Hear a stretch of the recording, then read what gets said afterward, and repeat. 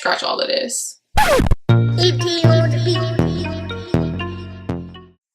Hey everyone, welcome back to another episode with Moments with Milan. I hope you are enjoying everything thus far. I hope you enjoyed the last video. I hope you enjoyed the pilot episode. I just hope you guys are enjoying everything. I hope you are getting those likes, comments, and definitely subscribing to these videos as well to make sure that you're getting them firsthand as soon as they come out straight to your email with that good old YouTube update. Giving me some likes so I know how you feel about it. And if you give me thumbs down, that's cool too. At least I know that the content is either good or you're really not feeling it. I'm cool with that. So welcome back. This episode we are going to talk about speaking on the challenges I face doing business with fellow blacks and why some may challenge your services, experience, and prices. So overall, that means we're going to talk about how this journey has really been trying outside of the emotional, physical, mental pieces that we spoke about on the last episodes. This was a question given from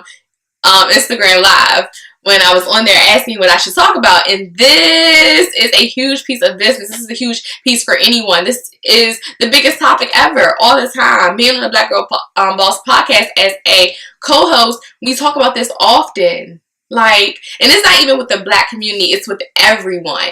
People have their own perception of what you should do because of their pockets, but we'll get into that. So sit back, relax, and enjoy this episode. Be back. Hey guys, welcome back. So, what has been the biggest challenges that I faced dealing with people? What has been the biggest problem that I have faced, and it's a common problem across the board? The pricing. People want your expertise, want your knowledge, want your time, want your hours. They want everything for a low price. So, ideally, let's talk about this, right? If I spent $60,000 to $90,000 on a degree to receive my knowledge, so now the knowledge that I have, I'm utilizing to help grow your brand, to help position you to obtain media coverage, write your press releases, write your bios, so on and so forth. As a publicist, I use my knowledge and my time, my effort, and everything to grow your brand with these creative brand development services. I utilize my knowledge, my time, and my effort and my research of social media to grow your social media following. All of those things are going to be costly. Why? One, because I went and paid for a degree for one of those things. I paid for courses to learn about those other two things. I invested in myself. So now it's time for you to invest in yourself. So you can't expect someone who is invested in their self, gained all this knowledge, experience, and took the time to invest in them to provide a service, for anything less than what they are worth and what they know they're worth. That's just like with your brand. When you start your brand up, you're not going to want anybody to pay you or expect to pay you anything less than what you know that you're worth. So I've come into that so many times, being a publicist, being a brand strategist, being a social media maven, all of those things. I've taken time and I've run into it countless of times that people are like, oh, well, my budget for 6 months is $100 a month. Okay, let's back up some here. Ready? Let's go. You work a 9 to 5, right? You work, 8 hours out of a day at a 9 to 5. You're probably getting paid anywhere from minimum wage and above that an hour. Or salary or, whatever. You're getting paid more than that regardless, right? So if someone else is giving you a service, right? That's their job, which means they're probably working 8 hours or more a day. So let's say you ask them, well, how many hours are you going to dedicate on my project daily? Or if you could give me an estimate. And they say, well, roughly for clients, I like to work between 4 to 6 hours, or, how many hours out of a day. And you have to think about the scope of work they're doing as well. So they say that, and they say, based off the scope of this project and the work that has to be dedicated, this is my price. It's the same thing as a 9 to 5, guys. People have to eat. People have to have money to pay for their bills. People have to get paid for the services that they render. You won't come to work and sit behind a desk or work a 9 to 5 or whatever your 9 to 5 may be, or your hobby or your business your career, whatever the case is. You are not going to come into that space and your boss or whomever is over top of you or in charge of your division, department, what have not, you're not going to come in there and allow them to say, yeah, doesn't look like we're going to be able to afford you today, so see you next time. Because you're going to be looking to get paid for the services that you are rendering. If you know that you are the best paper, folder, filing, printer, whatever you're the best at. You're the best at whatever you're the best at. And you come in there and you know you're the best at what you do, and somebody wants to pay you less than what you're the best for, you're probably going to pack your stuff and leave. Because I would. So that's the biggest thing. Stop coming to business owners. Even business owners solely. People who have businesses, who have people that are working for them, whatever the case may be. Don't come and ask them for a discount on services or a product. Because if you want quality, you're going to pay. Now, if you want quantity versus quality, then fine. Fine. Do it by all means. But if you really want something that's going to work for you and something that's going to take you far, have you looking your best, have your brand shining, all of those things, you're going to have to invest in yourself. And that is the key to your success, is investing in yourself. So that's been one of the big, I think that's number one, if nothing else is number one. Second thing is people, and the way they email. Oh my gosh, that drives me crazy. The emails that I receive sometimes. So, for example, what's up? What's good with you? Trying to work with you. Well, hello. Thank you for reaching out. Please, how can we assist you? What are you looking to do?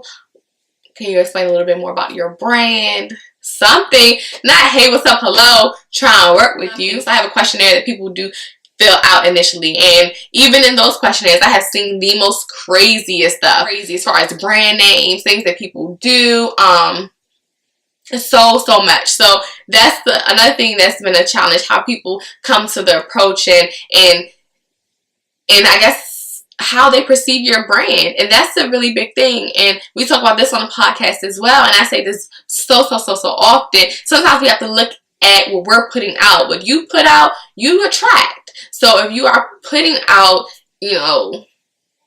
low quality work, or your content is low quality, or it doesn't really carry substance and all of those things, you're probably going to attract that type of person.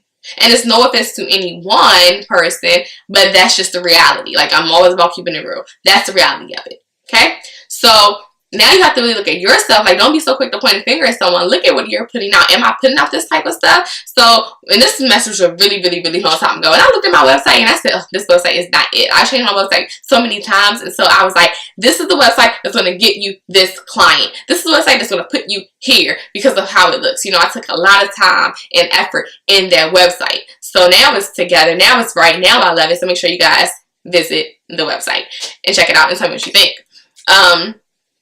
But yeah, I had to really evaluate those things and who am I attracting by what am I putting out. So once I did see that shift and everything, I was just like, okay, cool. Like, I got it together. Now I'm seeing a different type of clientele come in. But yeah, everyone, listen and listen closely.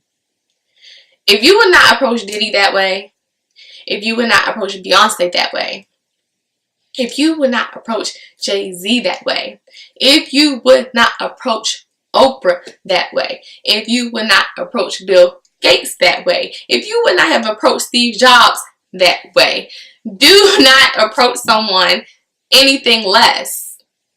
And everyone who has a business, seeking to have a business, hell, if you are working for somebody's business, treat it as such. So don't ever let anyone treat you like anything less than that. Because that's not fair. Why would you not put the same respect on? So I understand everybody's on a different level. Cool, but respect is respect. You have to put some respect on people's names, okay? You have to. Because if you don't, it's going to reflect badly. It's going to leave them with a bad taste in their mouth. And then they're probably not going to work with you. So definitely be sure to treat it like that. So if you are hearing this video, you're watching this video, treat my business or treat me like you would treat Diddy. Okay? Let's be clear. you are the only person that's going to love your business like you love your business. And that's fine. But it doesn't mean people have to respect it any less because it's not theirs. No, they have to respect it on the same level, you know? So keep that in mind. So that's 2. And then my third one, because I'm only going to provide 3 of the challenges that I faced. The third one, I struggled with for some time within business, was the clientele in the, granted, I've had a strong clientele, but I wasn't meeting my clientele where they are at, if that makes sense. So I was just saying this to one of my closest friends the other day, and I'm at a mastermind meeting not too long ago with my friends Cedric and Tatum. They're both business owners, both self-employed, and they're amazing. And we had this conversation about meeting your clientele, meeting your consumer where they are. So for the longest time, my challenge was going to these networking events, these events and stuff where you're supposed to meet people, network X, Y, and Z, but I wasn't networking. I wasn't meeting who I needed to meet. And it's no shade to them. There's nothing wrong with them. They're in the place where they need to be. It was me. Me. So I can't say that I face challenges, you know, from other people. You face challenges sometimes within yourself, and that's fine. You just got to know when to pick it up and be like, okay, keep it going. Now let's fix it. Let's move forward. So, yeah, I wasn't meeting my clientele. I wasn't meeting them where they are, or where they sat, or where they normally go to, or who they hang around. I wasn't meeting them. So now I had to shift my focus and say, okay, what does your clientele look like? Who are they? What do they do? Where would they be? And then you have to really go on a hunt and a search. Once you narrow those down, you'll end up in those places. You'll end up around those people that, you know, that you're trying to sell a service to, your target audience. You'll be around them. But sometimes in order to understand your consumer, you have to meet the consumer. You have to meet them where they are. You know, so that's the best way to do it sometimes. And yeah, that's my top 3. There was a time when I was like, okay, maybe my prices are too high. Maybe I should scale down. But why should I scale down for almost 7 years of PR experiences and 2 degrees in PR? Why should I scale down?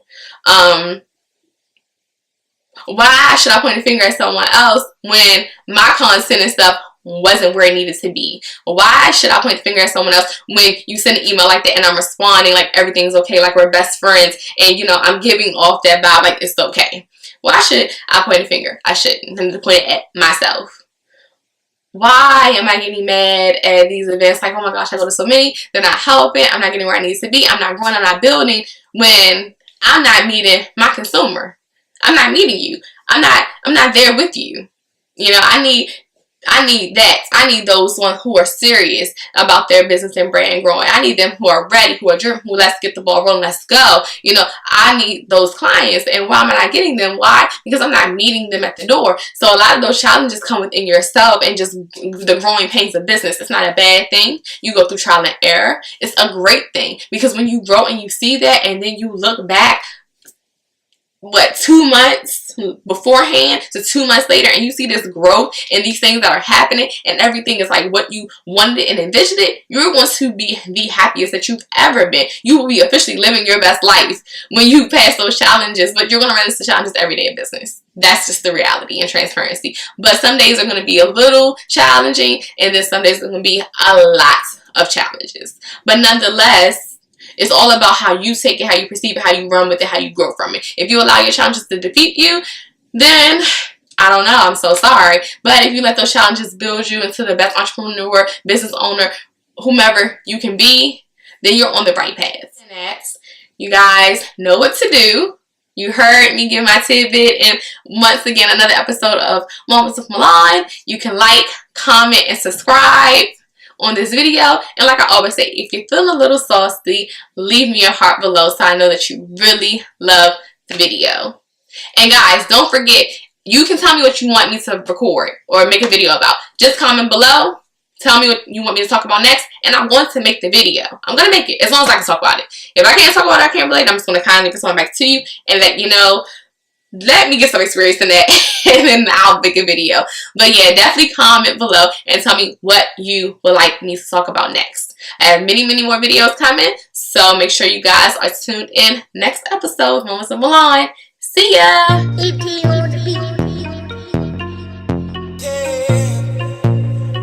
She bring it back like a refund.